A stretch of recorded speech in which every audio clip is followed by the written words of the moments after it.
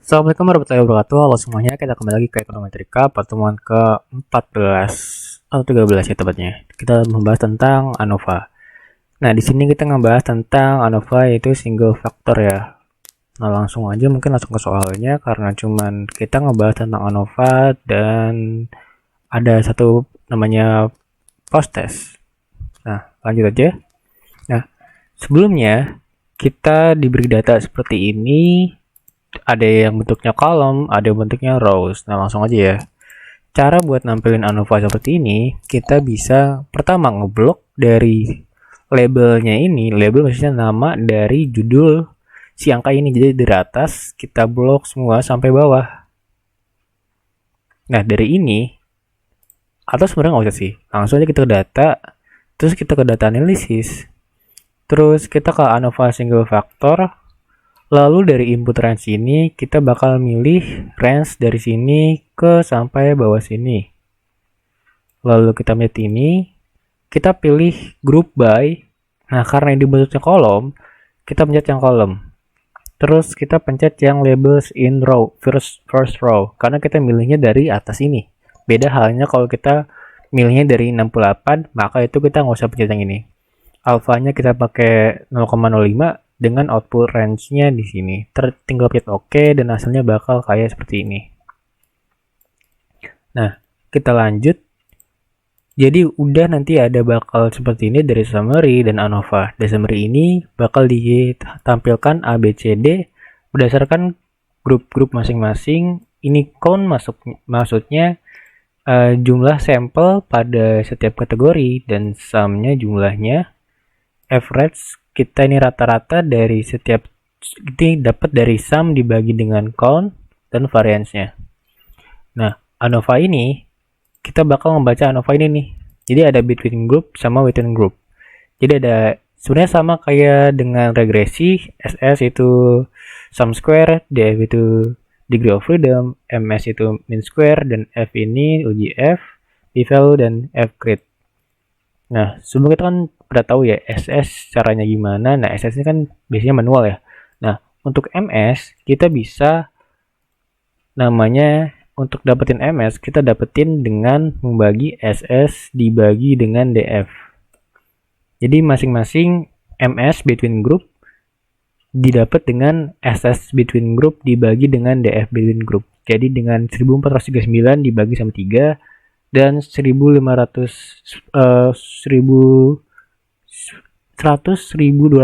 dibagi dengan 164. Nanti hasilnya seperti ini. Nah, F ini kita dapat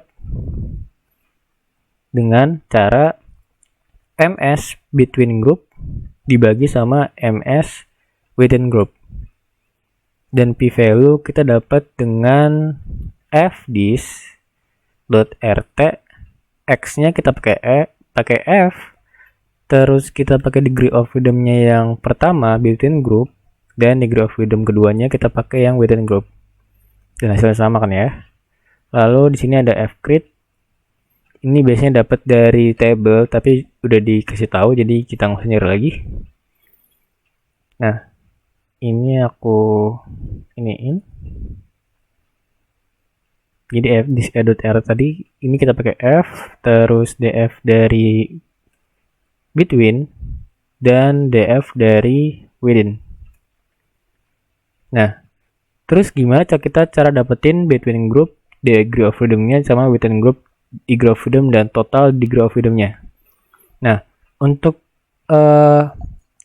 sampel dengan yang jumlahnya sama, maksudnya dari kategori ini ada A, B, C, D dan jumlah sampelnya ini sama, kan nih kalau kita lihat ini 42 semua. Ini kita bisa dapat degree of freedom-nya dengan between group. Ini kita di sini ya. Kita dapetin dengan cara K min 1 dan within group kita dapetin dengan cara N dikali K min 1.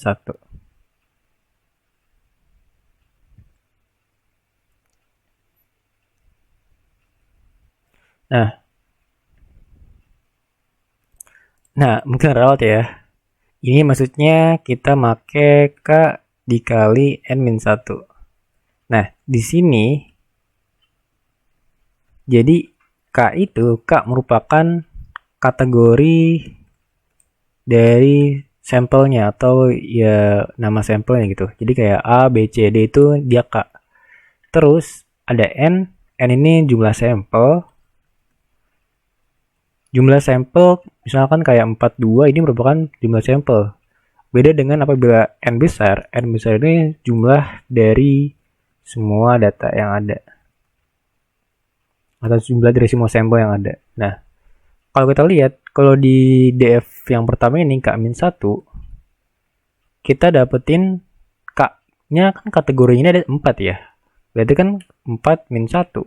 Jadi ada 3. Nah, terus dari K ini ada K-nya 4 dikali N min 1. N-nya ada 42 dikurang 1. Jadi kita dapetin 164.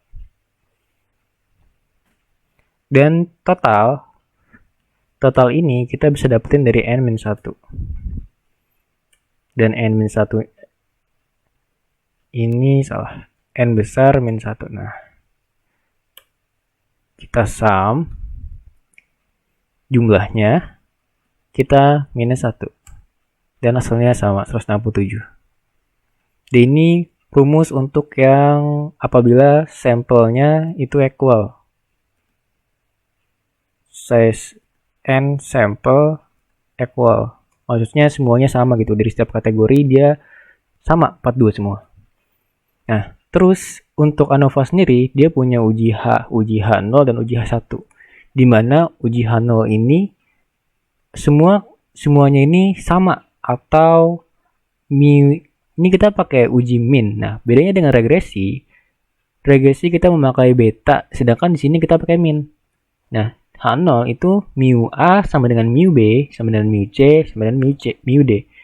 Jadi kayak rata-rata dari kategori A sama dengan rata-rata, jadi semuanya sama gitu. Dan H1 ini kita menguji setidaknya satu at least one berbeda gitu. At least one different, atau setidaknya satu berbeda. Nah, untuk menguji ini kita bisa melihat dari p-value ataupun dari uji F. Karena kita menggunakan A-nya sama dengan 0,05, atau tingkat kepercayaannya itu 95%, kita lihat p-value-nya itu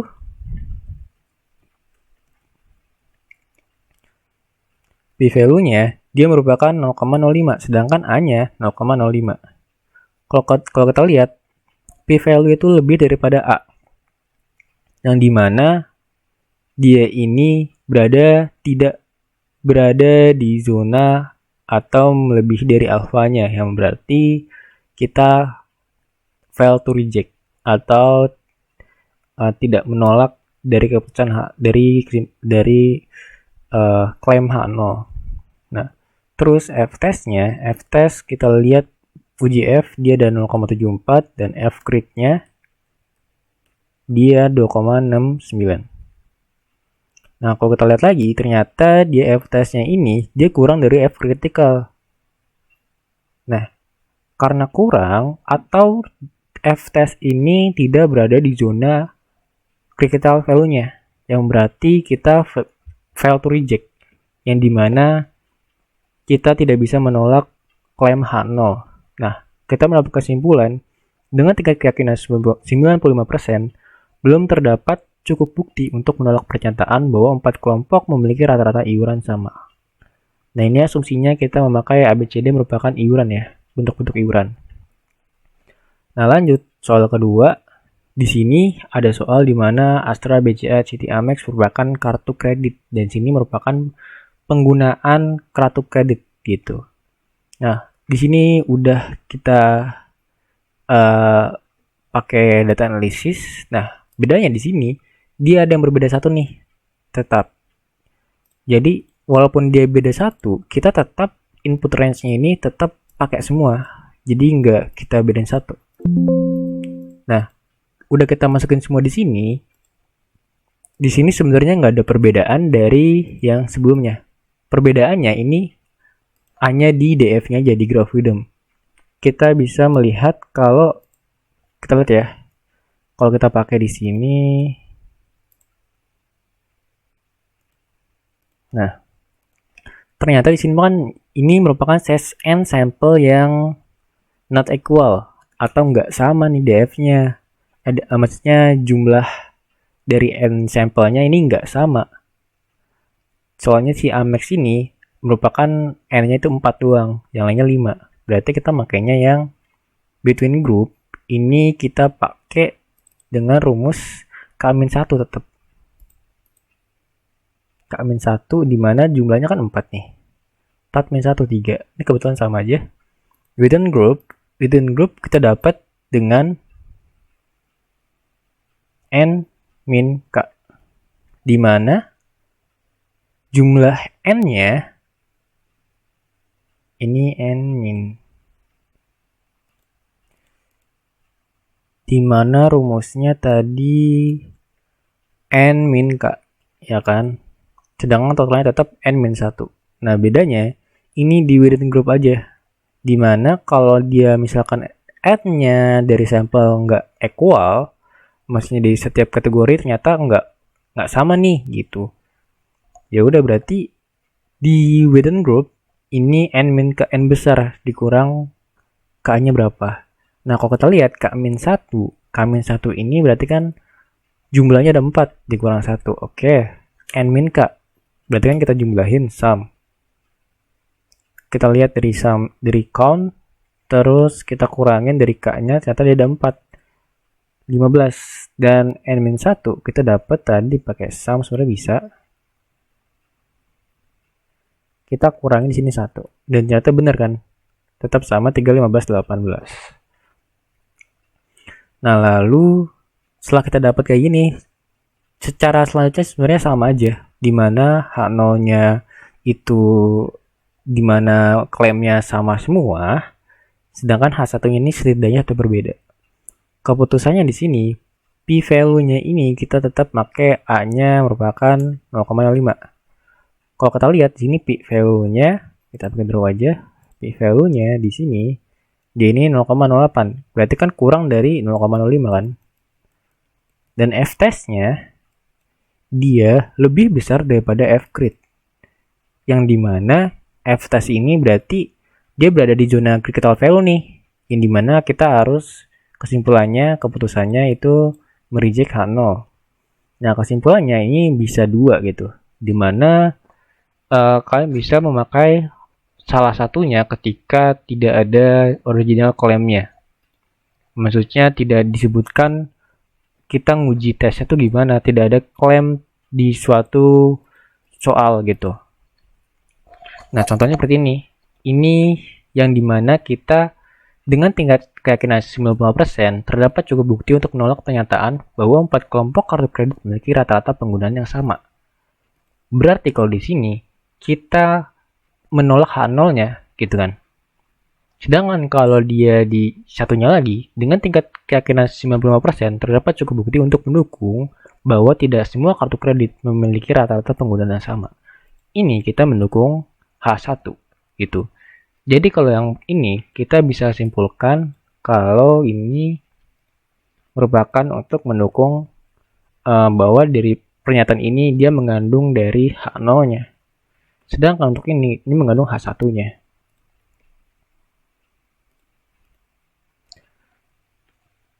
Nah, di sini kita juga lihat nih. Kalau kita nggak pakai yang namanya, kok di sini kan ada namanya post hoc test ataupun Bonferroni. Nah, kalau kita nggak pakai post hoc test, kita misalkan disuruh untuk mengguess atau mengira-ngira kelompok mana sih yang atau kategori mana atau sampel yang mana yang berbeda gitu. Kan ini kan dia mereject H0 kan, berarti terdapat kategori yang berbeda. Setidaknya kan dibilang setidaknya satu yang berbeda. Kita di sini kita bisa melihat dari average-nya, di mana kita lihatnya dari yang terkecil dan yang terbesar.